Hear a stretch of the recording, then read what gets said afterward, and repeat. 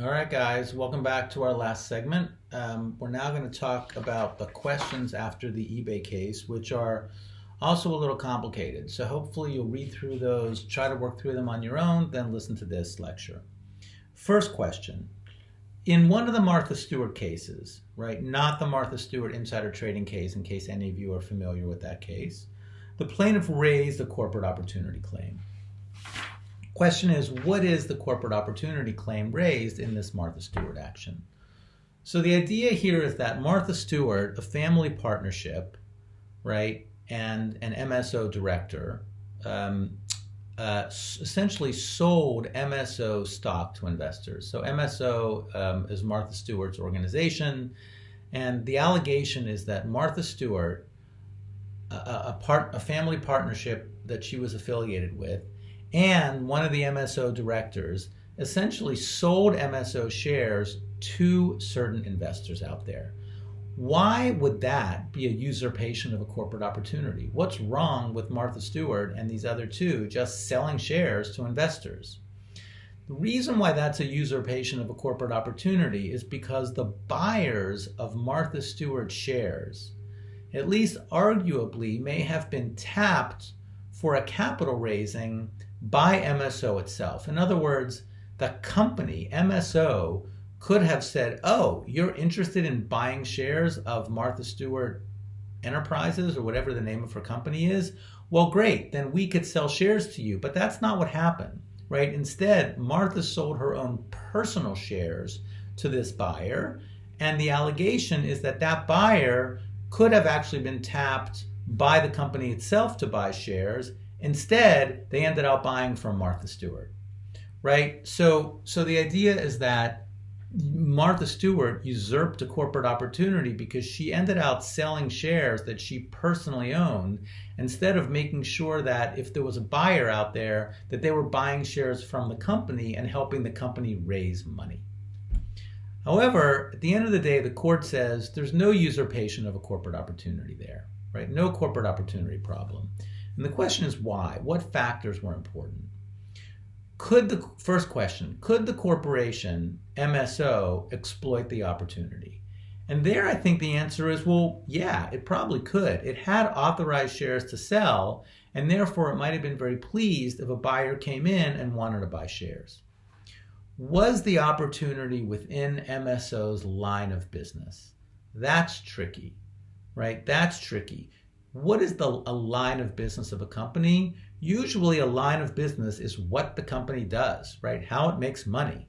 In this case, MSO, right, you guys know, it gives homeowner advice, publishes recipes, shares holiday tips, provides health and beauty aid, right? That's what Martha Stewart does. That's what her organization does.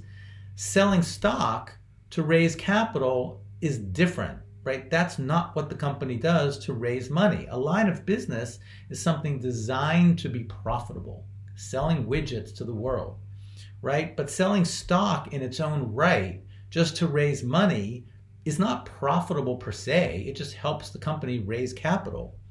You might contrast that with eBay, where investing actually was intended to help the company generate cash, right? They had a lot of excess cash and they were using it to invest in stocks, and that helped the company make money. That's a little bit different than what we're talking about in Martha Stewart, because the idea here is that the opportunity was just the opportunity to go out and raise capital, and that in and of itself is not a profitable enterprise. It gives you the money you need to be profitable, but that's not a profit-making enterprise. Did the company have an interest or expectancy in the opportunity? There's no reason to believe here that MSO necessarily wanted to raise capital at this time, right? Whereas eBay was looking for investments. And finally, did the individuals put themselves in a conflict of interest situation? The court didn't really answer this. However, right, we should recognize that, and the court indicated that courts have recognized that officers and directors have the right to buy and sell shares of the company, right, where they are working. There's no problem with officers and directors buying and selling shares. So at the end of the day, there's also probably not a conflict of interest the way there was in the eBay case, and no corporate opportunity problem. Second point, second question. In the Beam case, the Martha Stewart case that we've been talking about, the court defined line of business as an activity as to which the company has fundamental knowledge, practical experience, and ability to pursue. Right? In Beam, the court said that selling homeowner advice is not the same as selling stock. Right? So there really was no usurpation of a corporate opportunity. But in eBay, the court said that investing in marketable securities was in the company's line of business. And the question for us is, how are these consistent? Right? How are they necessarily consistent? eBay actually seems much broader, right? So it could be, why are they consistent? It could be that eBay had unusually high investments in marketable securities, right? Something like 58% of their total assets were invested in marketable securities. This is one way the company was profitable. Again, that's different from simply raising capital, which was what we're talking about in the Beam case, in the Martha Stewart case, which is not like profitable per se. And then there's also maybe another way to reconcile these cases, right? Look at the totality of the circumstances, as courts often do. In the Martha Stewart case, the company was not trying to raise capital at the time, at the relevant time. Whereas in the eBay case, the company was actively engaged in buying securities, right? So sometimes we just have to look at the totality of the circumstances, what's going on at the company at the time, and that might be another way to reconcile the two cases. Third question, what if spinning in the eBay case was approved by the board, right? What if the officers and directors that were going to participate went to the full board and said, hey, this is what we want to do? The answer to that question, I think, is pretty straightforward. A rejection of a corporate opportunity by the independent directors essentially creates a safe harbor and vitiates the claim. You address the corporate opportunity problem by going to the full board and getting consent with respect to the opportunity that you as a director or an officer want to take advantage of, right? So a rejection of the opportunity by the independent directors essentially creates a safe harbor and vitiates the claim. Fourth question, can we apply the restatement provisions, right, which summarize the law of agency that we've discussed earlier to the facts of this case? What is the difficulty in doing that, or is there a difficulty in doing that? I think the short answer to that is that we can do it, but it's not going to be easy, right? We still have to do the hard work that we've been doing in these corporate opportunity cases and that we did earlier in agency cases. Why do I say that? Look at page 387 in the middle of the case. I'm sorry, look at section 387, which you see in the middle of, I think it's page 272, right?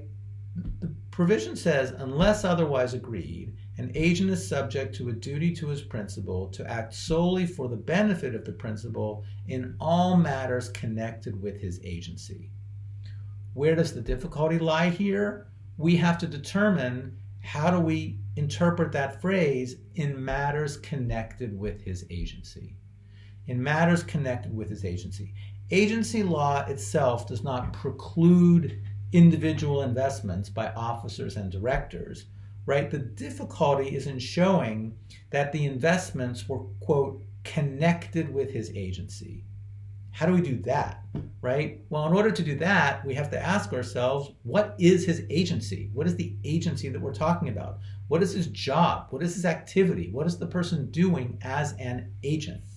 What is the nexus between the activity that is being challenged and the person's job as an agent? So I think the short answer is, sure, we can apply the restatement provisions, but it's not going to be easy, right? We still have to do the hard work, and we have to ask, right? The provision says an agent is subject to a duty to his principal to act solely for the benefit of the principal in all matters connected with his agency. And so the question is the opportunity that the person is taking connected with the job that they're doing as an agent, right? That's the question we have to answer. If we can answer that affirmatively, then the restatement provision, I think, applies and would lead to liability. If we answer that question in the negative, no liability. I'm not going to talk about the last question, question 5. I'll skip that, but take a look at it because it's interesting. We're just about at 10 minutes or just over 10 minutes, so I'm going to stop this segment here. That does it for these asynchronous lectures, and I will see you on Monday where we will take up board diversity.